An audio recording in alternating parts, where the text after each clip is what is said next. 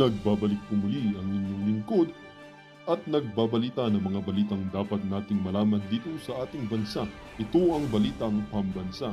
Atin ngang matutunghayan sa channel na ito kung ano ang nangyayari sa loob ng ating gobyerno at syempre tumutulong na rin sa ating mga mamamayan na malaman ang katotohanan dahil mayroon tayong karapatan na malaman ang tunay na nangyayari sa ating bansa. Ngunit bago natin panoorin ang balita, huwag niyo pong kakalimutan na mag-subscribe sa ating channel at pindutin ang notification bell para lagi kang maging updated sa ating mga bagong videos na ina-upload araw-araw. At sa ating mga solid viewers naman dyan ay maraming salamat naman po sa walang sawang pagsuporta. At syempre, huwag din pong kakalimutan mag-iwan ng like at i-share ang ating mga videos. At kung mayroon ka naman pang opinion, ang ating comment section ay bukas para sa inyong mga hinaing. Ito na nga mga kaibigan, ating panoorin ang buong video.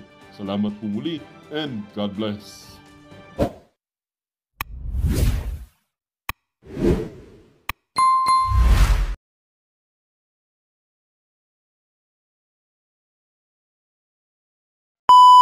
Mga nag-i-endorso sa kanila, hindi natin maintindihan kung anong ginagawa sa pamahalaan, di ba? Imposible naman hong mangyari yun mga kababayan, natatayo yung si Bong Revilla sa entablado at sasabihin niya na pabababahin ko ang presyo ng bigas. Yung nag-i-endorso sa kanila, yung 20 pesos na, di niya matupad, di ba? Simple lang ho, magbitiw yang si Marcos Jr., sigurado tayo, 85% ng korupsyon sa ating bansa, kahit papaano maiibsan ho. Hindi totally kasi ayon sa gusto natin merong merong gagawa ng kaparaanan para makapangurakot no. Ito mga kababayan, ang pinaka-latest diyan sa food security emergency. Ano na naman yung kabalbalan na yan? Kung hindi pa mag-e-election, hindi pa kayo magpo-food security emergency. Noong nagdaang taon mga kababayan, 2024, talagang hirap na hirap ang ating mga kababayan. Hindi nyo naisip yung food security na yan? Food security emergency. Ang ginawa ho nila, nag-hearing ng walang humpay dyan sa Quadcom at Committee on Bad Government at dyan sa Committee on Appropriation. Yun ho ginawa nila. Pero dahil kailangan pabanguhin ang pangalan ng mga kandidato nila, magpo-food security emergency tayo ngayon. Ito. Plano ng Department of Agriculture na magdeklara ng food security emergency para mapababa ang presyo ng bigas. At kapag nangyari yan, ibebenta na sa merkado ang NFA rice. Nasa frontline ng balitang yan, si Kari Kator. Kung dati kalahating inaamoy nitong si Madam mukha pa lang kasi alam mo na pag may sabit yung bigas, di ba? Ang bigas ang madalas bilhin ni Eden, ngayon 20 kilos na lang muna. Sa mahal kasi ng presyo, 1,000 pesos lang daw ang 2 linggong budget niya para sa kanyang pamilya. Ano lang, budget lang. Para makatulong pababain ang presyo ng bigas, plano ng Department of Agriculture na magdeklara ng food security emergency for rice. Kasunod ito ng rekomendasyon ng National Tinapyasan na taripa, kesyo renade na yung mga bodega, meron ng Quinta Committee. Anong nangyari? Bumaba ho ang presyo ng bigas? Hindi. Kasi hindi ho sincero ang ginagawa nila dyan sa House of Representatives. Kargado ho lahat yan mga kababayan. At kung hindi nyo pa ho napapansin o naiintindihan, lahat ho ng ginagawa nila dyan, hindi naman ho sa kapakanan ng mga ordinaryong Pilipino. Yan ho kapakanan para maisulong ang kapakanan nitong si Martin Tambalus Romualdez. Tinapyasan na taripa para pagka nag-import, wala nang masyadong babayaran itong mga importer na kaibigan ng itong mga Marcos na to. Wala pa rin nung nangyari. Siyempre, pabor nga sa mga importer yun. Hindi na ganun kalaki yung taripang babayaran nila. Mas malaki kita nila, di ba? Nagkinta committee sila. Nag-raid sila ng mga bodega. Nag-raid sila ng mga palengke. Meron ho bang nangyari? Wala ho kasi sa ayaw sa gusto natin, babalik tayo dito doon sa napakatinding issue na kinahaharap natin dito sa bansa na to. Korupsyon. Yun ho talaga mga kababayan. Kahit anong raid nyo pa dyan, kahit anong tapyas nyo pa ng taripa, kahit anong pangako nyo pa sa ating mga kababayan, pagka hindi na ayos ang korupsyon at tanging Duterte lamang hong nakikita nating makakasawata o makakabangga o maglalakas ng loob na banggain yung bulok na sistema na yan. Tanging mga Duterte lamang ho mga kababayan. National Price Coordinating Council. Ayon kay Agriculture Secretary Francisco Chu Laurel, hindi pa natatanggap ng Meron akong balita dyan sa mama na yan. Meron akong napakatinding balita dyan. Balita ko, lakas daw mag-ano niyan eh. Lakas daw mag-ano niyan. Lakas daw Coca-Cola. Kayo naman, uminom, kaya tingnan nyo, taba-taba niya, O kung di man siya nag-Coca-Cola, edi baka nagbago na siya, Sprite na yung tinitira. Tapos lakas daw niyang lakas daw niyang kumain. Ilang ahensya ang resolusyon. Kapag idineklara ito, pahihintulutan Wala naman sa itsura, di ba? ang National Food Authority na ilabas ang reserbang bigas sa merkado. Once it comes to my table, the chances is we will declare Pinaka-inutil pa lang naging Department of Agriculture Secretary si Marcos Jr. Tapos sumunod ho itong si Secretary Chu Laurel. para ma-release namin yung stocks ng NFA. Nasa 300,000 na sako ng bigas ang inaasahang ibebenta ng NFA. Aging stocks daw ang mga yan o yung mga 2 buwan nang nakaimbak. Posibleng may 400,000 na sako rin daw na kailangan ng ilabas. Ayon sa DA, hindi nakakayanin kung patatagalin pa sa warehouse ang mga bigas. Ako, hindi na raw kakaya. First time lang ho natin narinig yung aging na bigas na yan sa NFA. Kadalasan nabubulok na lang ho dyan, hindi talaga ilinalabas. Ngayon, ano ho bang kadahilanan? Siyempre, kailangan kahit o paano may makita ang ating mga kababayan na nagtatrabaho. Ang administrasyon ni Marcos Jr. Kahit pa paano, sinusubukan naming ayusin ang presyo ng bigas, di The ba? season is coming. So kung puno ang warehouse namin, hindi kami makakapagbili sa mga farmers sa maayos na presyo. Hindi na ibig sabihin aging lang yan. No? Sisimulan daw ibenta ng DA ang NFA rice sa 36 pesos kada kilo sa mga lokal na pamahalaan at ibang ahensya. Ay, may kikita na naman. May kikita na naman ho sa NFA. Anak ng toka. Wala na, ginto, kung ano-anong pinagbibenta, wala na siguro silang mabenta na pwedeng pagkakitaan. Kaya yung bigas diyan sa NFA, yan naman ang ibibenta nila ngayon. Ahensya ng gobyerno. Hindi pa kasama sa presyo ang 2 pisong patong ng mga retailer. Oras na maaprubahan ang food security emergency sa bigas, inaasahang magkakaroon na ng 38 pesos kada kilong bigas sa mga pamilihan. Lalo pa raw yan ibababa sa 35 pesos pagpatak ng Marso. Magandang balita. Lalong bababa yan pagpasok ng Mayo. Anak ng toko. Ano yan eh? Budulan ho yan mga kababayan. March. Pagpasok ng Abril. Lalo na pag Mayo, baka ipamigay na lang yan. Tapos meron nakalagay na tambalos-los sa harap, di ba? Naman ito para sa ilang nagtitinda ng bigas. Hiling lang nila maayos daw sana ang kalidad para hindi rin sila malugi.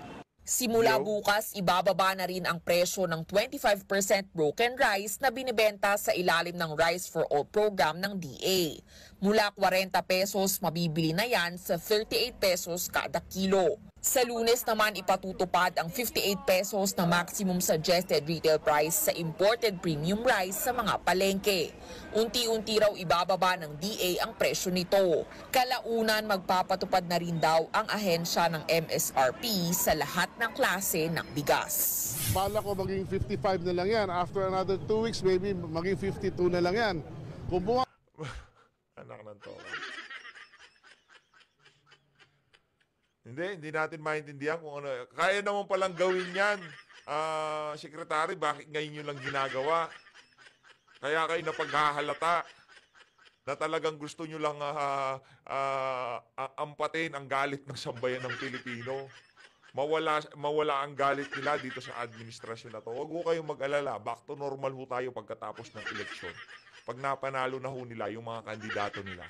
Dahil bad shot ho yung mga kandidato ng administrasyon pagka hindi mapigilan ang pagsipa ng mga presyo ng mga pangunahing bilihin. Kaya kahit paano, kailangan ho nilang solusyonan diyan sa mga ganyang klaseng galawan nitong si Marcos. Baba pa world prices, pwede maging 50 na lang yan.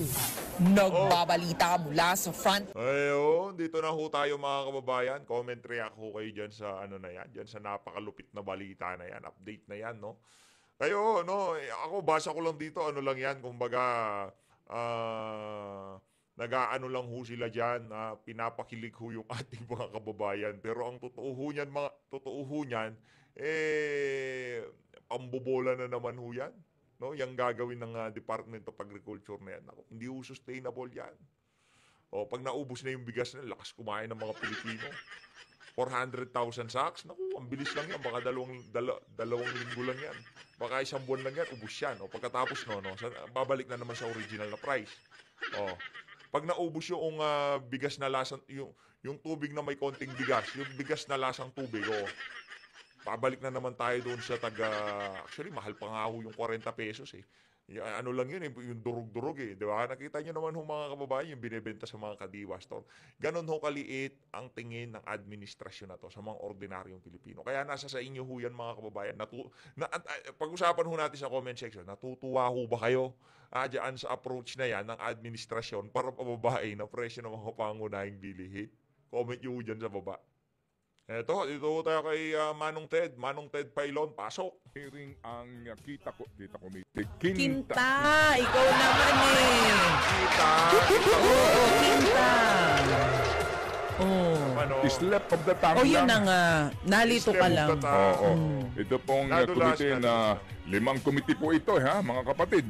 Oo, na nag-iimbestiga dito po sa presyo ng mga, lalo na po ng bigas.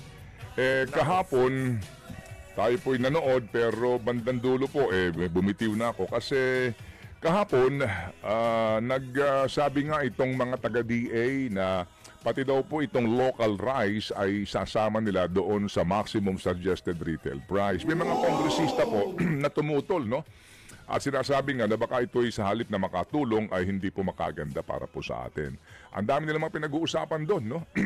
Pati po ang presyo ng baboy, Oo, bakit daw po tumataas? Pati yung bakuna para sa manok. Na sinasabi po ni Congressman Briones, sandali lang.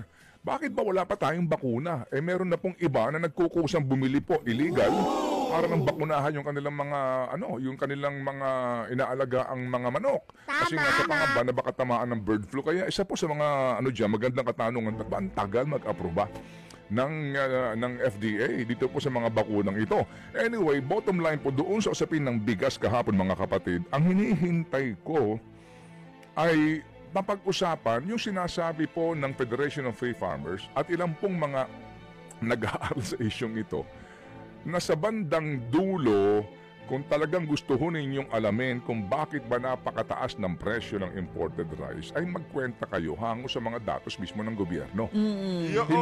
Hindi, dapat 48 ka lang. Diba? Hindi, kasi bumaba na ang presyo ng bigas sa world market, dapat ganito na lang yan. Diba? Dapat diktahan natin sila. 46 ang pinakamataas, etc. Diba?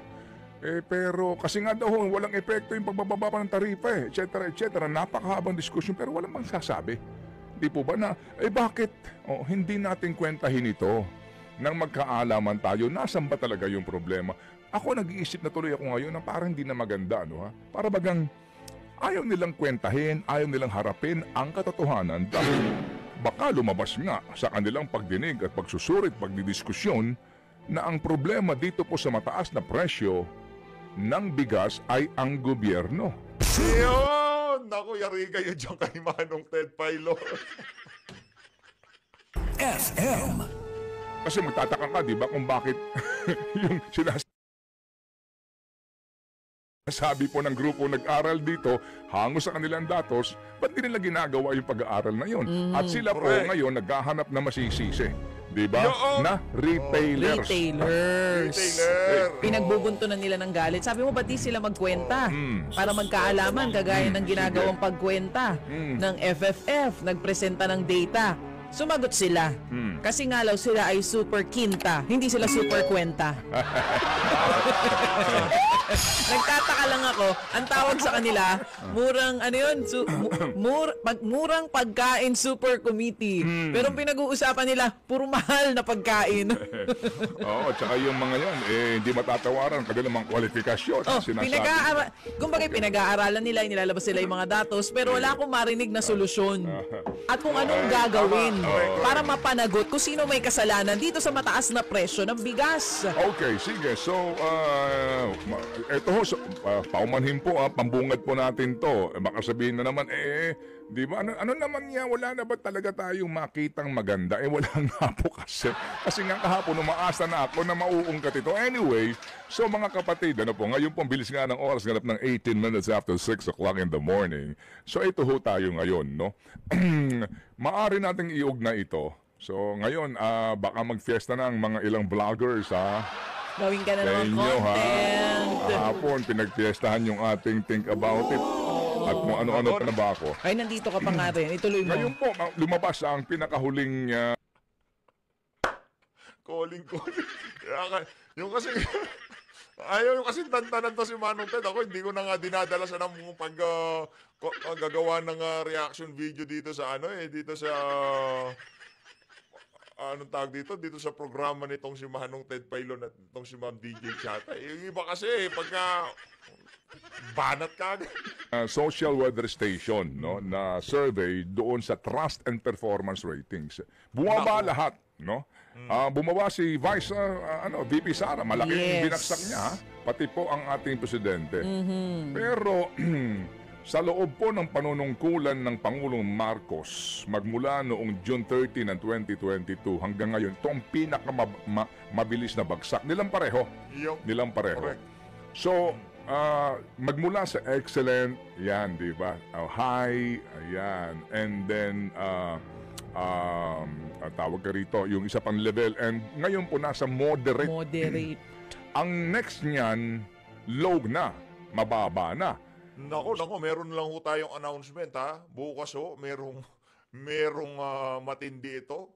Si Atty. Vic, ikaw na ba, ha, diyan sa DCBB? Paabangan ho natin. Ang diina na naman to, panigurado. So dito ho talaga maaari nating sabihin, kasi ako naniniwala ko sa sino man pong presidente ng Pilipinas o anuman pong matataas na posisyon sa gobyerno, they have the capability and resources to conduct monthly survey practically. Nagsasurvey yan sila. Correct, may sarili silang survey firm actually. Opo, at buwan-buwan alam nila yung trust at approval ratings nila. At sigurado ako, itong gantong mga kilos po na siguraduhin, kasi nga yung promise na 20 pesos, hindi na matutupad yun eh. Hindi na ho matutupad yun. So, dahil dyan, ito nga po, di ba ang kantyaw lagi sa gobyerno, presyo ng pagkain, bigas ang pangunahin na sanhi ng mabilis na inflation. So may kaugnayan ito. Itong ganito pong gawin na you're diverting the issue sa totoong dahilan kung bakit ba mataas ang presyo ng bigas. Right? So ngayon, dahil dito sa isyong ito, sigurado ako, lalo pang gagawa ng kung ano man pong mga pakulo itong DA ng kung ano-ano, para lang po matanggal yung init sa tanggapan ni Presidente at maibaling ng taong bayan ang ating pong muhi o ang ating galit, ang diskontento sa sinasabing dahilan kung ba't mataas ang presyo ng ating pagkain. May kaugnayan yan. Kasi ito hong nagdaang mga araw, puro sila patalastas sa lahat ng mga dyaryo, di ba? Doon mo na mapapansin yung galaw ng gobyerno, mukhang nakakaramdam sila na bumababa po yung trust and approval ratings. Ano ho ba ang implikasyon nito? Kapag po sumadlak po sa bumaba ng bumabayan, yung governance mo ay hindi matibay. Nangyari ang panahon ni Gloria Arroyo na talagang negative na ho yung kanyang trust ratings and approval ratings noon. Kaya lagi siyang aligaga, di ba? Na baka may mga nagtatangka sa kung ano-ano. Hindi magandang pangitain po yan sa isang nakaupong presidente. But again, mga kapatid, wala naman tayong gusto rin pong mangyari kung hindi nga gumanda ang buhay ng mga Pilipino, di po ba? O sino ba naman may ayaw? Sino bang may ayaw? Pero yun nga po ang ating babalikan na issue. Ba't ba ayaw niyong tumbukin yung sinasabi ng mga taong maalam sa issue at nag-aaral sa issue at nagsasabi na ito ang magiging susi paano mo malalaman kung sino talaga nakikinabang dito po sa pagbababa ng taripa at sa mataas na presyo ngayon ng bigas. So, ang ibig sabihin, yan kaya ang dahilan? Bakit may pa-dinner? Ha? May dinner, no? Dinner. Hindi ako na-imbita Sayang. Kasi kung na-imbita ka, malamang na dun tayo sa picture. Apat na senador lang ang wala doon. Meron dong president na wala sa picture. Talaga? Hindi nagpakuha? Okay. Wow, may bang inside stories mo ha? May present, di sumama daw sa picture? Oo. Bakit? Ayaw Sino niya to? makita? Baka na late. Baka nasa banyo nung nagpipicture. Pero wala daw na pag-usapan ha, dun sa dinner na iyon na tungkol sa impeachment, tungkol sa mga ibang isyong pambayan. Okay. Ano lang to talaga, social affair lang siya. Okay. Yun ang sinasabi. Hindi pinag-usapan na, yung siningit mo dun sa budget, okay na yung ano na yan. Okay, sige. Yung okay. Anyway, sige. So, asan na ba tayo? Ay, nandito pa rin ngayon. tayo. Opo. Dito ho tayo mga kapatid sa punto nga nitong mga nangyayaring hearing na ito. So, sa June, mga kapatid, ay 3 taon na ang Pangulong Marcos. No? Ang bilis, di ba? Sobra. Oo. Alam niyo, kung babalikan natin, si Gloria Arroyo, 9 years siya dyan. 9 years. 9 long years. Nung natapos na siya, tanong, ano ba na-accomplish na natin sa infrastructure?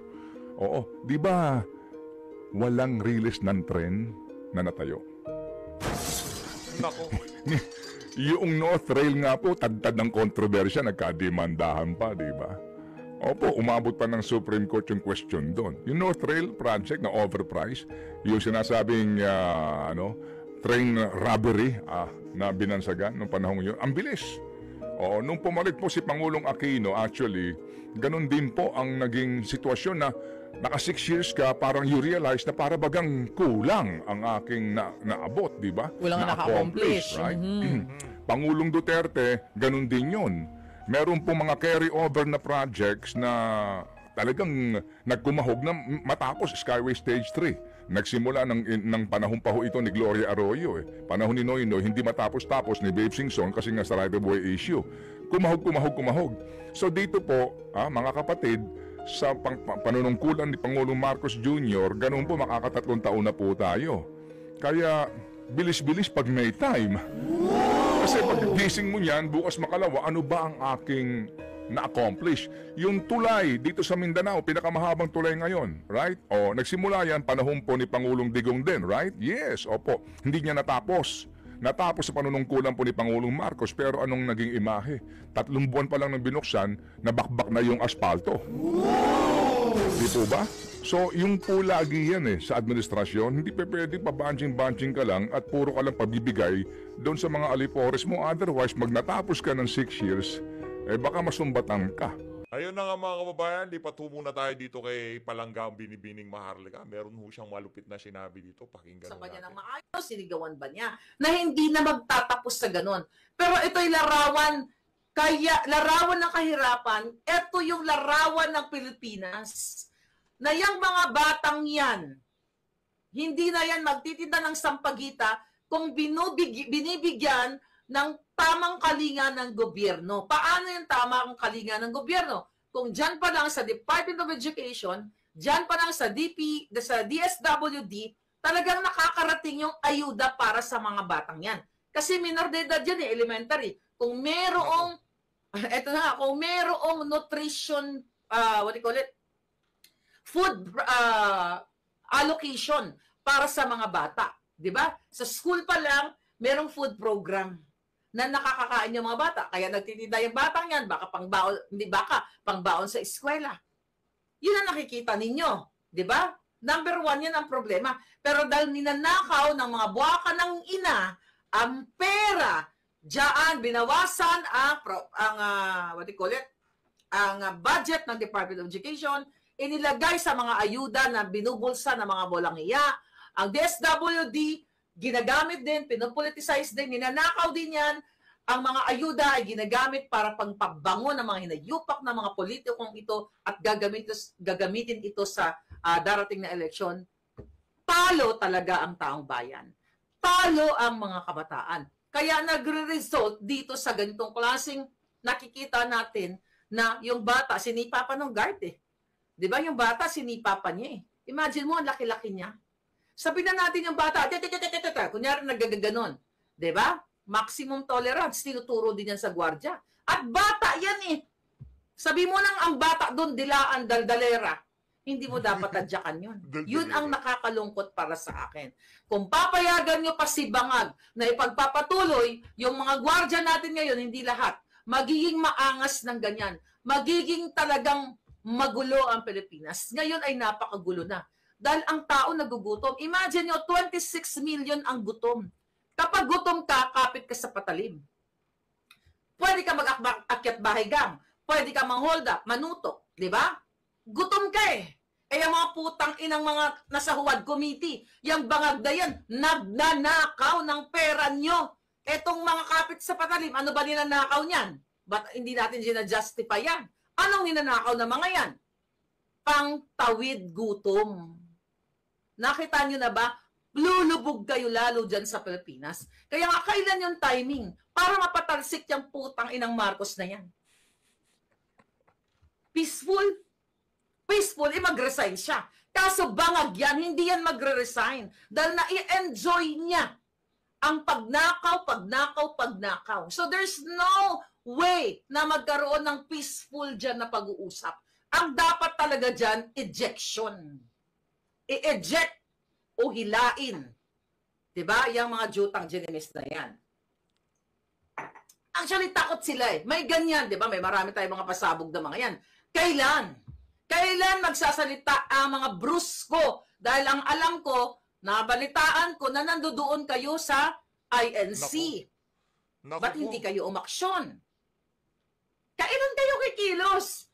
Tangay na, nagpa-fireworks na and everything, lahat na. 26 million ang gutom.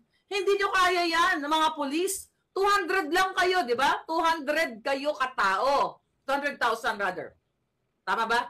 200,000 lang ang mga police officers. Yung 26 million na dyan, yung 1 million na yan, mang-hold up lang yan ng bangko, mang-hold up lang yan ng mga tindahan, dahil sa kakajutahang gutom, hindi nyo na kayang kontrolin ang peace and order sa Pilipinas. Kaya napansin ninyo, yung parlorista, yung may-ari ng parlor, pinasok, binaril, patay.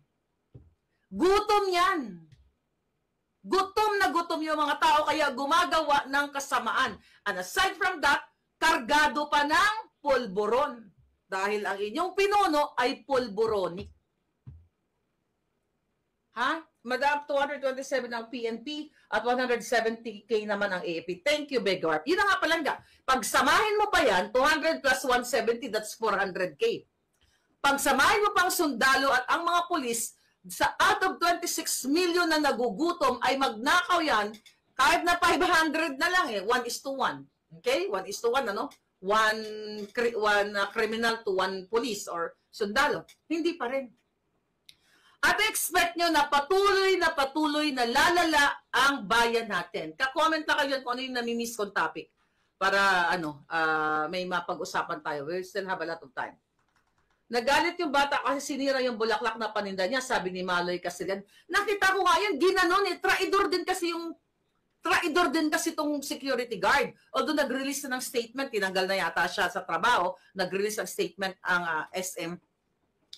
Alam nyo, ako naniniwala ako na yung mga batang yan, kahit gaano kaangas yan, pag maayos ang pakikipag-usap mo, mag-respond yan kahit sinong tao, kahit, kapag kinausap mo ng mabuti, hindi yan magwawala. Baka may sinabi din siya kasi may nagtatanggol sa security guard eh. Na ito, baka yung bata, batang hamog yan or batang, what you call it, ginudge nila na yung bata daw is sindikato. Palangga, naka-uniform yung bata. Well, pwede siya magsuot ng uniform.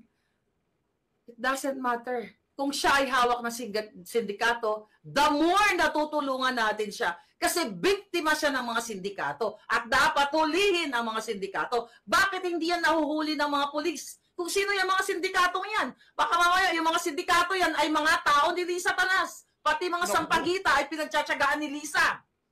Dahil ang puki ng inang yan, sobrang sugapa at takam na takam sa pera. Nakita nyo? Hindi mo pwede sabihin yung batang yan, ganito, ganyan. Wala kayo dun sa pwesto ng batang yun eh.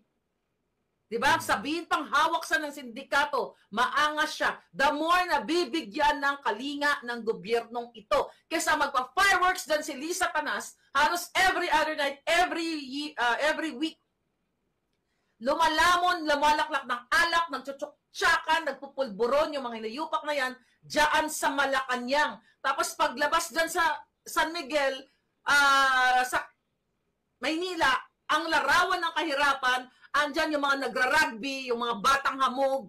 Hindi ba nakikita ni Bangagyan? Nasa bakuran niya ang mga batang